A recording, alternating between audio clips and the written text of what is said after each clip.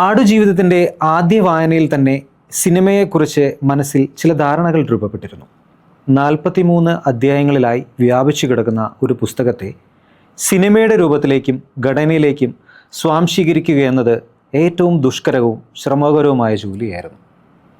ഒരുപാട് തവണ വായിച്ചും ഏറ്റവും പ്രധാനപ്പെട്ട ഇടങ്ങൾ മഷികൊണ്ട് രേഖപ്പെടുത്തിയും പ്രധാന പോയിന്റുകൾ കുറിച്ചു വെച്ചുമാണ് ഞാൻ ഈ തിരക്കഥയ്ക്ക് രൂപം കൊടുത്തത്.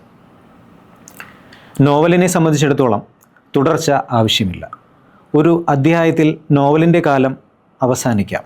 എന്നാൽ സിനിമയെ സംബന്ധിച്ചിടത്തോളം കാലവും സമയവും കൃത്യമായി ബോധ്യപ്പെടുത്തേണ്ട ഉത്തരവാദിത്വമുണ്ട്. ഒരു ഇമോഷണൽ ട്രാക്ക് വികസിപ്പിക്കാൻ ഒരാളുടെ ഉള്ളിലെ വേദനകൾ, ചിന്തകൾ എന്നിവയ്ക്കെല്ലാം ഒരു ക്രമീകരണത്തോടെയുള്ള തുടർച്ച ആവശ്യമാണ്. അപ്പോഴാണ് പ്രേക്ഷകർക്ക് അത് ആസ്വാദ്യമാകുന്നത്.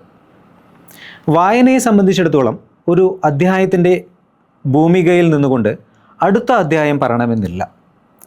പുസ്തകം ഒറ്റയിരുപ്പിന് വായിച്ചാലും അവയെ ചെറിയ ബിംബങ്ങളായാണ് മനസ്സിൽ സൂക്ഷിക്കുന്നത്.